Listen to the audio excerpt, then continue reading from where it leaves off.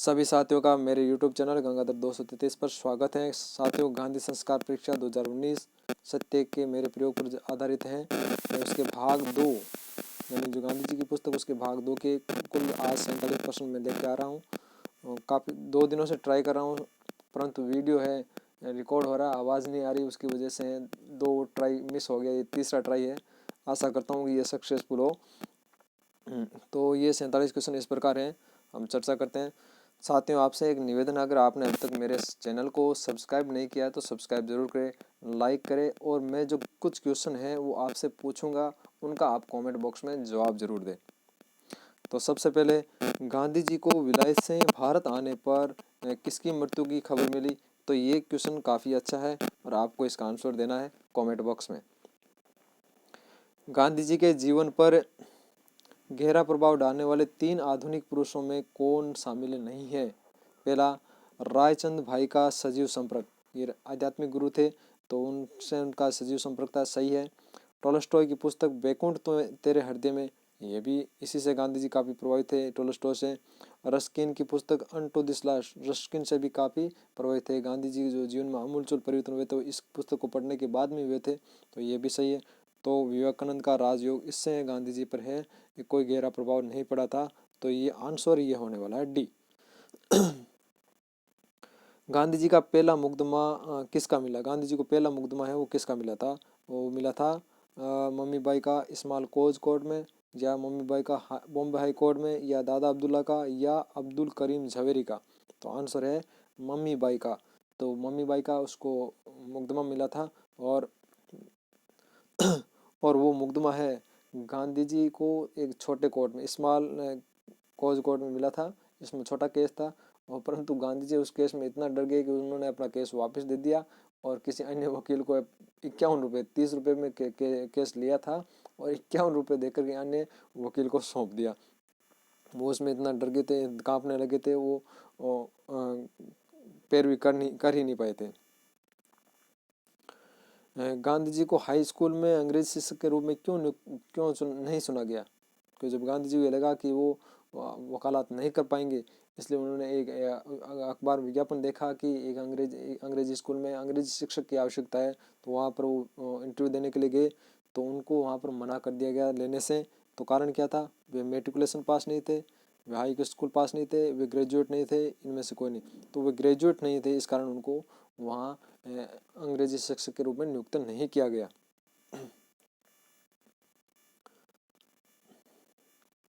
पांचवा, दक्षिण अफ्रीका में मुकदमा लड़ने के लिए गांधी जी के पास किस फर्म का संदेश आया? शेख फर्म का, अब्दुल्ला फर्म का, मेमन फर्म का, जवेरी फर्म का। तो आंसर है मेमन फर्म का। दक्षिण अफ्रीका वाले मुकदमे में कितनी राशि का दावा था?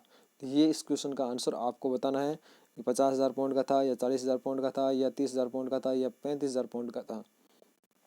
आंसर के लिए आप मेरी इस जो वीडियो के जो डिस्क्रिप्शन में एक PDF फाइल मिलेगी, वहाँ से आप ले सकते हैं, और अगर आपको आता है तो आंसर देने का प्रयास जरूर करें। दक्षिण अफ्रीका के किस व्यापारी का मुकदमा लड़ने गांधी जी दक्षिण अफ्रीका गए थे? तो कौन से व्यापारी का लड़ने के गए थे? दादा अब्दुल्ला का, तैयब हाजी खां का, आदम जी मियां खां का, उपयुक्त में से कोई नहीं। तो दादा अब्दुल्ला का है वो केस लड़ने के लिए गांधी जी दक्षिण अफ्रीका गए। दक्षिण अफ्रीका के व्यापारी दादा अब्दुल्ला के किस साझेदार ने गांधी जी को दक्षिण अफ्रीका भेजने के लिए उनके भाई से बात की? गांधी जी दादा अब्दुल्ला का एक भारत में व्यापारिक साझेदार था, जिसने गांधी जी के भाई से बात की कि गांधी जी को है दक्षिण अफ्रीका भेज दे, ताकि वो दादा अब्दुल्ला के केस में उनकी मदद कर सके। तो वो कौन था? आदम जी मियां खान, या तैयब हाजी खां, या अब्दुल करीम झवेरी, या में से कोई नहीं। तो आंसर है अब्दुल करीम झवेरी। दक्षिण अफ्रीका में गांधी जी को भोजन और निवास के अलावा कितना मासिक वेतन दिया जाना था? 105 pound, 110 pound, 100 pound, 90 pound. Answer है 105 पाउंड। गांधी जी दक्षिण अफ्रीका किस माध्यम से गए थे? स्टीमर से, रेलगाड़ी से, हवाई जहाज से, या गाड़ी से? तो वो स्टीमर से गए थे, जिसको डेक या जहाज भी कह सकते हैं। डेक पर तो उन्होंने जाने से मना कर दिया, वो उनका कि मैं केबिन में ही जाऊंगा और फर्स्ट क्लास टिकट से जाऊंगा, परंतु उसमें उनको प्रथम श्रेणी के दर्जे का टिकट मिला नहीं था उनके एजेंट को। तो कारण क्या था, दक्षिण अफ्रीका जाते समय कहाँ के गवर्नर जनरल जा रहे थे, जिसके कारण उस डेक में स्टीमर में वो भीड़ हो गई और उसके कारण गांधी जी को प्रथम दर्जे का टिकट नहीं मिला।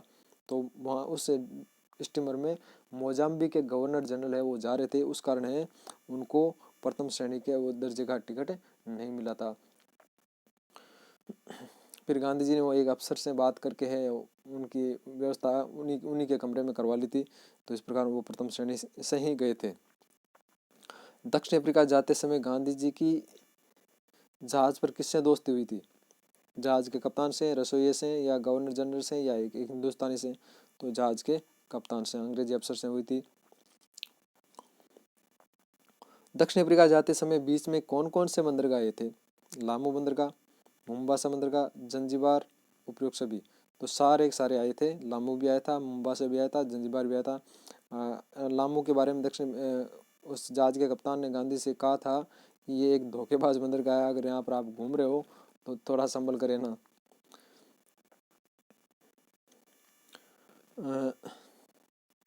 14वां, नेटाल बंदरगाह को किस नाम से जाना जाता है? तो नेटाल बंदरगाह को किस नाम से जाना जाता है? डरबन से, जोहान्सबर्ग से, प्रिटोरिया या केप टाउन? तो आंसर है डरबन। डरबन को नेटाल नाम से भी जाना जाता है। गांधी जी के अनुसार दादा अब्दुल्ला का स्वभाव कैसा था? जब गांधी जी दादा अब्दुल्ला से पहली बार मिले तो उनके स्वभाव के बारे में उन्होंने टिप्पणी की थी। तो वो क्या थी? वहमी, क्रोधी, घमंडी या ईर्ष्यालु? तो गांधी जी को लगा दादा अब्दुल्ला कैसे हैं? वहमी है, शंका करते हैं, शक करते हैं। 16वां, डरबन की अदालत में न्यायाधीश ने गांधी जी को क्या उतारने के लिए कहा? पगड़ी, कोट या कड़ा? तो इसका आंसर आपको कमेंट बॉक्स में जरूर देना है। 17वां, गांधी जी को न्यायाधीश ने पगड़ी उतारने के लिए क्यों कहा? ए, क्योंकि वहाँ केवल मुसलमानी पगड़ी ही पहन सकते थे। मुसलमान पगड़ी मतलब मुसलमानी ड्रेस के ऊपर ही पगड़ी पहन सकते थे। दूसरा, क्यों वहाँ पर हिंदुस्तानियों के लिए पगड़ी पहनने की अनुमति नहीं थी। जो भारतीय लोग थे उनको तो पगड़ी पहनने की तो सख्त मनाही थी। तीसरा, अंग्रेजी टोपी पहन सकते थे, ये कोर्ट में अंग्रेजी टोपी पहन सकते थे। उपयुक्त सभी। तो ये तीनों कारण ही सही है, इसलिए न्यायाधीश ने गांधी जी को पगड़ी उतार कर कोर्ट में आने के लिए कहा। तो डी आंसर हो गया। दक्षिण अफ्रीका में गिरमिट या हिंदुस्तानी बहुत थे। गिरमिट या शब्द का अर्थ है इकरारनामा, या काले, या वारंट, या प्रार्थना पत्र। तो गिरमिट शब्द से बना और गिरमिट का अर्थ होता है इकरारनामा। तो वो जब कोई मजदूर यहाँ से बाहर से दक्षिण अफ्रीका जाता था तो उसके साथ इकरार किया जाता था, करार किया जाता था, उस कारण उसको गिरमिटिया कहा जाता था। दक्षिण अफ्रीका में गिरमिट वालों को गोरे किस नाम से बुलाते थे? हबसी, कुल्ली, नौकर या दास? तो वो गोरे लोग हैं उनको कुल्ली के नाम से पुकारते थे, हिंदुस्तानी कुल्ली। दादा अब्दुल्ला ने पगड़ी के संबंध में महात्मा गांधी को क्या सलाह दी? जब कोर्ट में गांधी जी को कहा कि आप पगड़ी उतारे, गांधी जी ने मना कर दिया और कोर्ट से बाहर निकल गए। तो दादा अब्दुल्ला के पास वापस जब घर आए तो दादा अब्दुल्ला ने उनको सलाह दी, ये पगड़ी नहीं है, पगड़ी है। दादा अब्दुल्ला ने उनको सलाह दी कि आप पगड़ी नहीं उतारे, या मुसलमानी पगड़ी पहन ले, या अंग्रेजी टोपी पहन ले, या उपरोक्त सभी। तो दादा अब्दुल्ला ने उनको कहा था कि आप अपने स्वाभिमान के साथ में कोई समझौता नहीं करे, अपने स्वाभिमान को बनाए रखे और पगड़ी नहीं उतारे। कोर्ट में जब जाए तो अपनी पगड़ी नहीं उतारे, अपनी पगड़ी सर पर ही रखे। तो ए आंसर हो गया। गांधी जी की पगड़ी के संबंध में दक्षिण अफ्रीका के अखबारों में किस शीर्षक से खूब चर्चा हुई? तो गांधी जी ने अपनी पगड़ी की बात वो अखबारों में लेख लिख कर लिखी, जिससे वहाँ के अखबारों में काफ़ी चर्चा हुई। गांधी जी 2-3 दिनों में ही दक्षिण अफ्रीका में काफ़ी फेमस हो गए। तो उनकी जो इस पगड़ी वाले मैटर को एक नाम से उछाला गया, उसको हेडिंग दी गई थी, क्या थी? अनवेलकम विजिटर, या वेलकम विजिटर, इंडियन विजिटर, या उपरोक्त में से कोई नहीं। तो वो शीर्षक था अनवेलकम विजिटर। गांधी जी ने अपनी आत्मकथा में सफ़ेद हाथी शब्द का काफ़ी बार प्रयोग किया है, इसका क्या आशय है? मेहनती आदमी, आलसी आदमी, बोझ, या गोरे लोग? तो सफ़ेद हाथी के बारे में जो उनका जो भाव था उसका आशय था बोझ। कि जब गांधी जी दादा अब्दुल्ला के पास में गए तो वहाँ पर दादा अब्दुल्ला को इसका मालूम नहीं था कि गांधी जी वो एक और बैरिस्टर के रूप में उनके केस को संभालने आ रहे थे। तो इस बात का दादा अब्दुल्ला को मालूम नहीं था। तो वहाँ पर गए, उन्होंने कहा कि मुझे जवेरी साहब ने भेजा है। तो दादा अब्दुल्ला को लगा कि लो एक और सफ़ेद हाथे आ गया, यानी केस उनका वो अभी तक सलटा नहीं है, निपटा नहीं है, और फिर एक खर्चा और ऊपर आ गया। यानी गांधी जी क्या हो गया, एक बोझ बन के और आ गया, अब इसको और पेमेंट करना पड़ेगा। तो उसको बोझ कहा गया। 23वां, सेठ दादा अब्दुल्ला के मुकदमे में प्रतिपक्षी कौन था? आदमजी मियाँ, अब्दुल करीम झवेरी या तैयब हाजी खां? तो आंसर है तैयब हाजी खां। और ये तैयब हाजी खां भारतीय थे और उस दादा अब्दुल्ला का संबंधी भी था, निकट संबंधी भी था, परंतु उनके बीच में आपस में व्यापारिक लेन देन के कारण ये मुकदमा हो रखा था। 24वां, गांधी जी को किस रेलवे स्टेशन पर प्रथम श्रेणी के डिब्बे से नीचे उतार दिया गया? तो आंसर है मैरिट्सबर्ग डब्बे से गांधी जी को है वो रेल के प्रथम श्रेणी के डिब्बे से सामान सहित नीचे उतार दिया गया। 25वां, गांधी जी को प्रथम श्रेणी के डिब्बे से नीचे उतारा गया। घोड़े के शिक्रम में गांधी जी की गोरे द्वारा पिटाई भी हुई थी। अगले दिन होटल में उनको कमरा भी नहीं दिया गया था। इन सब के पीछे मूल कारण क्या था? तो मूल कारण क्या था? जातिवाद, रंग भेद, अस्पृश्यता या भेदभाव? तो वो था रंग भेद, यानी काले गोरे व्यक्ति का भेद के कारण ही वहाँ पर है ने तो जो हिंदुस्तानी लोगों को प्रथम श्रेणी के डब्बे में यात्रा करने दी जाती थी, और न ही जो घोड़े के शिक्रम में है जो अफसर लोग है गोरे लोगों के साथ बराबर बैठने दिया जाता था, और न ही होटलों में उनको कमरा दिया जाता था।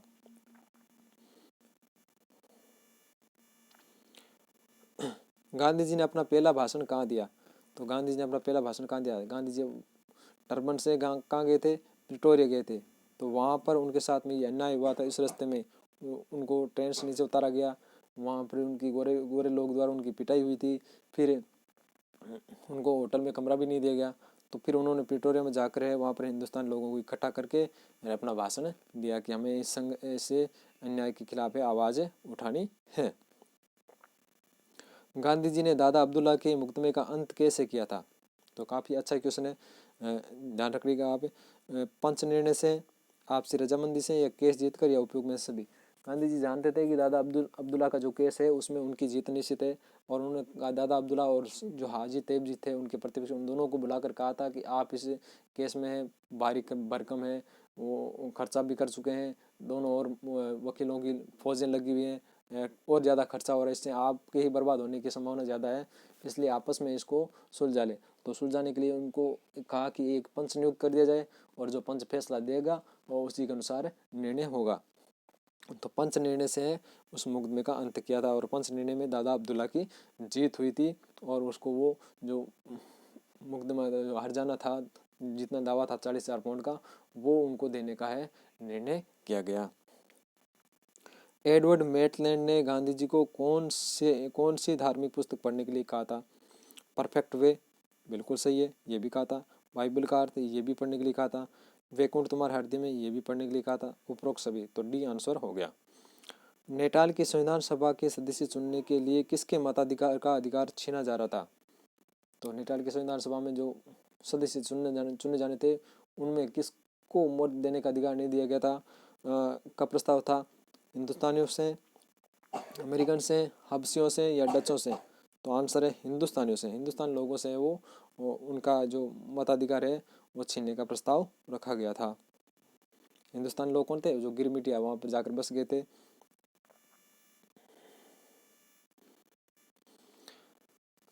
तीसवां, नेटाल के न्यायालय में वकालत की सदस्यता लेने पर गांधी जी को किसके विरोध का सामना करना पड़ा?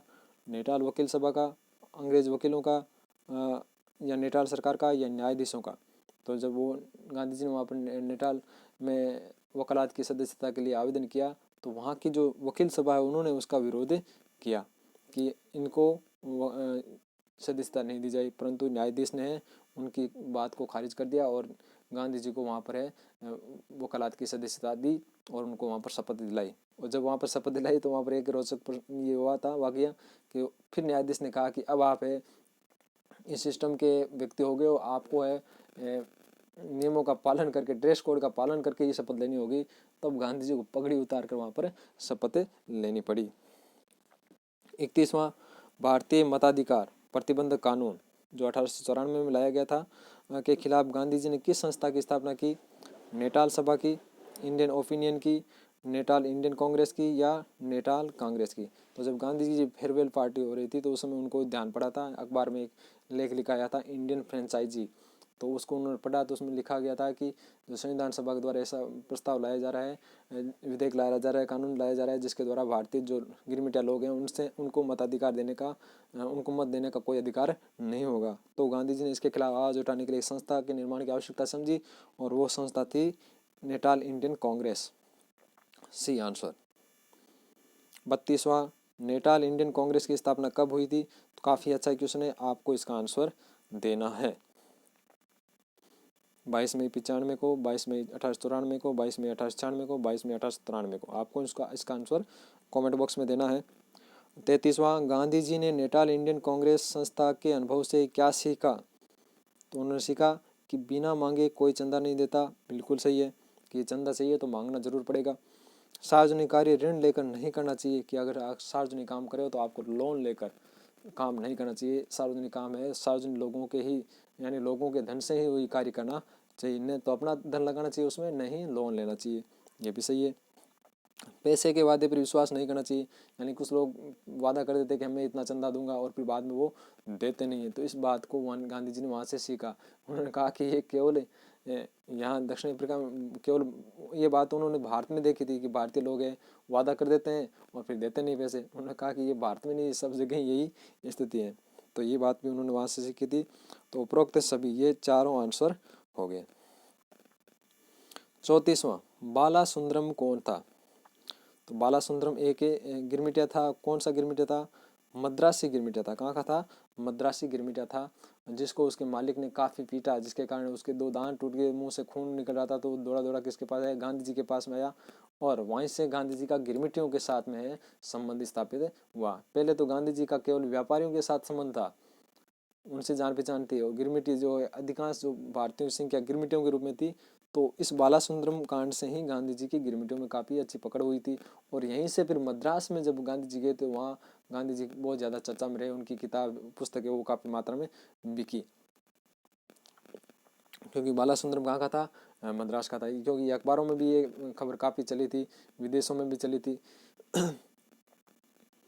35वां, 1860 में नेटाल के गिरमिटियों के साथ क्या करार किए गए थे? तो 1860 में दक्षिण अफ्रीका में जो मजदूर करने के लिए लोगों की आवश्यकता थी, तो भारत सरकार से मजदूर लाने का अनुबंध किया गया था। उसमें कहा गया था कि 5 साल तक मजदूरी का बंधन रहेगा, यानी जो लोग आएंगे वो 5 साल तक एक गोरे लोगों के अधीन में काम करेंगे, मजदूरी करेंगे, अपना स्वतंत्र धंधा नहीं करेंगे। सही है।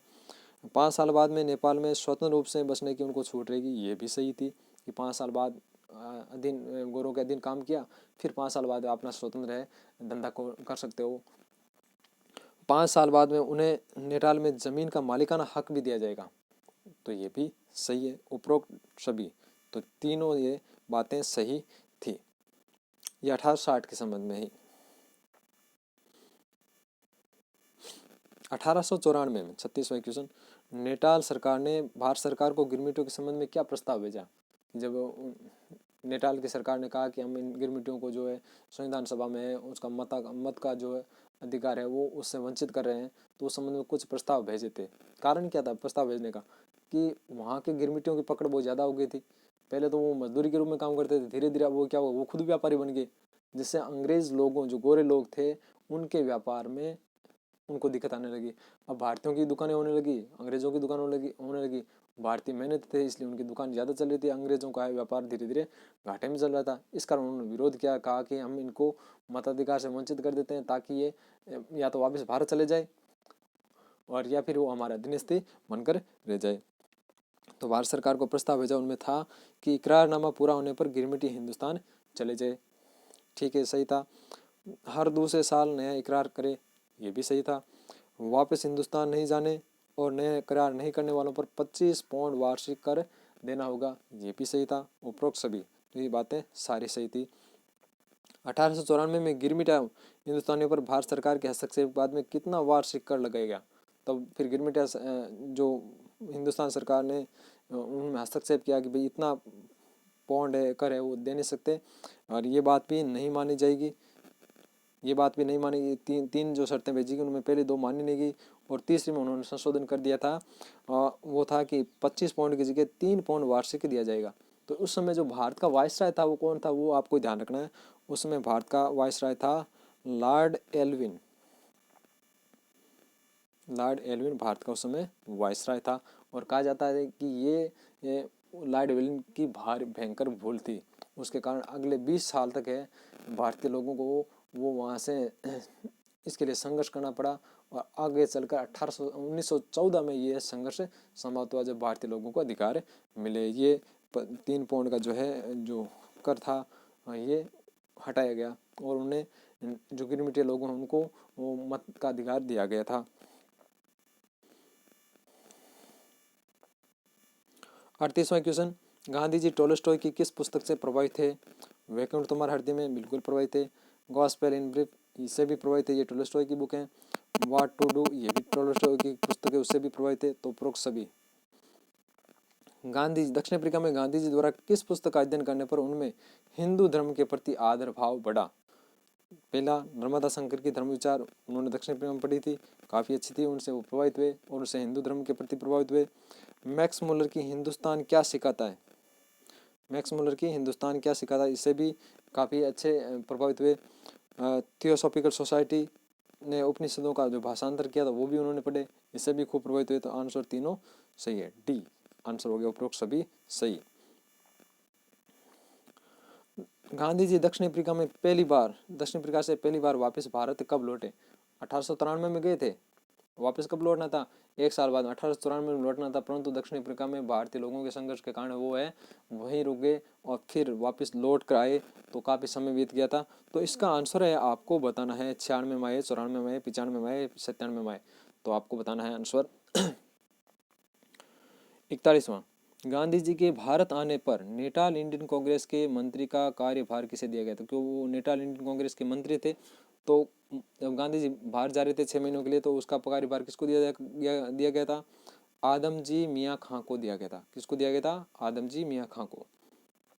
1896 में किस स्टीमर से गांधी जी स्वदेश आए? यानी जिस स्टीमर से स्वदेश आए वो हुगली कोलकाता बंदरगाह पर उतरे थे, तो वो था वो स्टीमर का नाम था पोंगोलो।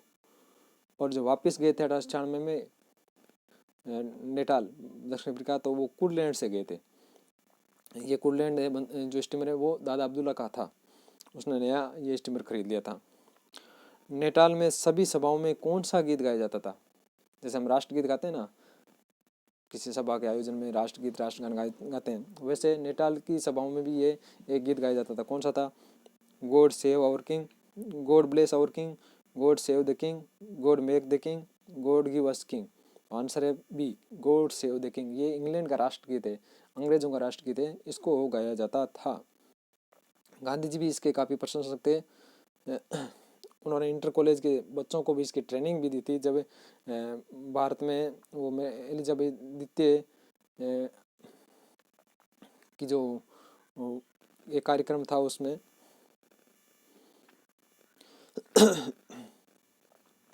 44वां क्वेश्चन, मुंबई के शेर और मुंबई के बेताज बादशाह के नाम से कौन प्रसिद्ध है? इसका आंसर आपको देना है। काफ़ी अच्छा क्वेश्चन है। बदरुद्दीन तैयब जी थे, या न्यायाधीश राणा थे, या महात्मा गांधी, या फिर फिरोज शाह मेहता। गोपाल कृष्ण गोखले से गांधी जी की सर्वप्रथम मुलाकात कहाँ हुई थी? आंसर है पुणे में फर्ग्यूसन कॉलेज में उनसे मुलाकात हुई। और गांधी से मुलाकात करने के लिए किसने कहा था? बाल गंगाधर तिलक ने कहा था। और बाल गंगाधर तिलक के बारे में उन्होंने कहा था कि ये तो क्या है, समुद्र हैं, विचारों के समुद्र हैं। और गोपाल कृष्ण गोखले के बारे में कहा था कि ये नदी के समान है। तो उन्होंने कहा कि मैं समुद्र और नदी में से है नदी को चुनना चाहूँगा, क्योंकि अगर समुद्र में अगर मैंने छलांग लगाई, उसमें नहाने की कोशिश की, तो मैं डूब जाऊँगा। कि बाल गंगाधर तिलक के इतने ज़्यादा विचार व्यापक थे, तो कहा कि नदी में बिल्कुल आसानी से तैर सकता हूँ। और गोपाल कृष्ण गोखले गांधी जी के राजनीतिक गुरु भी थे। 1896 में गांधी जी ने भारत आगमन के उपरांत दक्षिण अफ्रीका के हिंदुस्तानियों की स्थिति का चित्रण करने के लिए कौन सी पुस्तिका छापी थी? पुस्तिका का नाम तो उन्होंने नहीं बताया, परंतु उस पुस्तिका का एक कलर था जिसके नाम कारण वो कवर पेज के कलर का नाम उसका रंग से ही हो गया था। तो कवर पेज का रंग था हरा, तो उस कारण उस पुस्तिका को किस नाम से जाना जाने लगा, हरि पुस्तिका के नाम से जाने जाने लगा। और ये पुस्तिका काफ़ी बिकी थी, न केवल मुंबई में बल्कि जब वो मद्रास में गए थे तो वहाँ पर बहुत ज़्यादा भारी मात्रा में ये पुस्तिका बिकी थी, क्योंकि बालासुंदरम कांड मद्रास से संबंधित था, बालासुंदरम मद्रास से संबंधित था। और जब ये बालासुंदरम की बात मद्रास में आई तो गांधी जी का है वहाँ पर बहुत ज़्यादा वर्चस्व बढ़ गया कि वास्तव में गांधी जी ने किसी मद्रासी व्यक्ति का है वहाँ पर समर्थन किया, उसकी रक्षा की थी। राजकोट में किस रोग के फैलने की आशंका से गांधी जी ने लोगों को प्रेरित किया था? उस समय मुंबई में प्लेग की महामारी चल रही थी, तो गांधी जी को या वहाँ की सरकार को भी ये लगा था कि राजकोट में भी प्लेग फैल सकता है। इस कारण गांधी जी ने वहाँ के जो स्वास्थ्य विभाग को पत्र लिखकर लोगों की सेवा करनी चाहिए की मांग की कि मैं सेवा करना चाहता हूँ। तो स्वास्थ्य विभाग की टीम में गांधी जी को रखा गया। तो गांधी जी घर घर गए, लोगों को उनके पाकखाने यानी लेटरिन वगैरह तक देखी, टॉयलेट शौचालय वगैरह उनकी देखी, पानी निकासी की व्यवस्था देखी, यानी सब तरह की लोगों को फिर उनको प्रेरित किया कि आप साफ सफाई रखें, उससे प्लेग नहीं फैलेगा। तो ये गांधी जी ने प्लेग जो रोग था उसकी आशंका फैलने के कारण लोगों को प्रेरित किया, वहाँ के लोगों की सेवा की थी। तो ये 47 क्वेश्चन थे। आशा करता हूँ कि आपको अच्छा लगा होगा। धन्यवाद। जय हिंद, जय भारत।